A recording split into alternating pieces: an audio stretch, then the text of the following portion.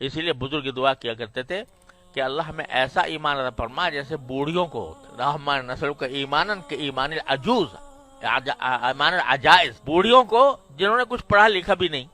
میں سچ کہتا ہوں کہ جو ان پڑھ آدمی ہوتا ہے اس کا ایمان بڑا کامل ہوتا ہے، سمجھے نا، اس کا ایمان پکا ہوتا، اس میں ذرہ برابر شک اور تردد کی گنجائش نہیں ہوتی. اور یہ جو ہم لوگ پڑھ لکھ جاتے ہیں نا، ان کا جو ایمان آتا ہے وہ ایمان دلائل کی بنیاد پر آتا ہے، عقل کی بنیاد پر آتا ہے. اس کے لیے استدلال کرنا پڑتا ہے اور استدلال کے اوپر اشکالات وارد ہوتے ہیں اور پھر ان کا جواب دینا ہوتا ہے، تب جا کر کہیں ایمانی کی منزل حاصل ہوتی ہے. اور جو ان پڑھ ہے، بڑھیا ہے، اس کو تو نہ دلیل کا پتہ، نہ استدلال کا پتہ، نہ اسے منطق آتی ہے، نہ اسے فلسفہ آتا ہے، نہ اسے کلام آتا ہے. وہ تو ایمان لیے بیٹھی ہے کہ بس. امام راضی رحمۃ اللہ علیہ کا ایک قصہ سنا ہوگا نا آپ لوگوں نے، کہ آخر میں ساری شیطان کے ساتھ مناظرہ ہوا مرتے دم پر، مرتے وقت. تو امام راضی جو ہیں ان سے بڑا اور استدلال کرنے والا کون ہوگا، تو وہ انہوں نے دلائل ولائل پیش کیے شیطان کے سامنے. وہ شیطان ہر ایک کے اوپر کوئی نہ کوئی نقض وارد کر دیتا، کوئی اشکال کر دیتا، یہاں تک کہ خزانہ خالی ہونے دلائل کا. تو ان کے جو شیخ تھے، شیخ نجم الدین کبریٰ رحمۃ اللہ علیہ، ان پر منکشف ہوا. انہوں نے کہہ دے کہ میں بے دلیل اللہ کو ایک مانتا ہوں.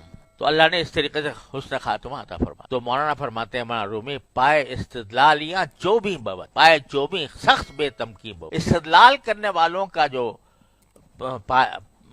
پایا ہوتا ہے نا، ستون جس کے اوپر عمارت کھڑی ہوتی ہے، تو پائے استدلالیاں جو بھی بوت، ان کے جو استدلال کا جو ستون ہے وہ لکڑی کا بنا ہوا ہے. لہذا اور پائے چوبی سخت بے تمکین بوت، اور جو لکڑی کا پایا ہوتا ہے وہ بہت کمزور ہوتا ہے. تو وہ ایمان جو بے دلیل آتا ہے نا، وہ پکا ہوتا ہے، یعنی جو مشاہدے سے پیدا ہو رہا ہے. ہزار فلسفے ایک طرف، اور ایک دیہاتی کا یہ جملہ جو اس نے کہہ دیا تھا کہ البارد تدل علی البعیر والاثر علی المسیر فسماء ذات ابراج وارض ذات فجاج کیف لا تدل علی اللطیف الخبیر. اس کے سامنے دلیل ولیل کچھ نہیں ہے، کوئی اس کے سامنے نہ قیاس اقترانی، نہ قیاس تمثیلی. وہ بس ایک کھلی بات کہہ رہا ہے کہ جب اگر کہیں مینگنی پڑی ہو تو پتہ چل جاتا ہے کہ یہاں سے اونٹ گزرا ہے، اگر پاؤں کے نشان پڑے ہوئے ہیں تو پتہ چل جاتا ہے کہ کوئی یہاں سے وہاں سے گزرا ہے. تو یہ برجوں والا آسمان، یہ جو ہے جس کے بے شمار راستوں والی زمین، یہ اللہ کا پتہ نہیں دے گی. تو بس اس کا استدلال تو یہ ہے آنکھوں سے. اسی لیے آپ قرآن کریم میں دیکھیں گے کہ منطقی دلائل نہیں ہے اس میں. اگر ہے بھی کہیں لو کان فیہما آلیۃ الا اللہ لفسدتا، تو علماء کرام کہتے ہیں کہ یہ استدلال جو ہے کیسا ہے، یہ ظنی نہیں، کیا لفظ بولتے ہیں، اقناعی، سمجھا. لیکن اس طرح کے منطقی دلائل نہیں. کیا کہتے ہیں، ان فی خلق السماوات والارض واختلاف اللیل والنہار لآیات لأولی الالباب. تو جو براہ راست آسمان کو دیکھ کر، زمین کو دیکھ کر، تاروں کو دیکھ کر جو خود بخود ایمان پیدا ہوتا ہے، اس کی طرف بلاتا ہے. سارے قرآن بھرا ہوا ہے.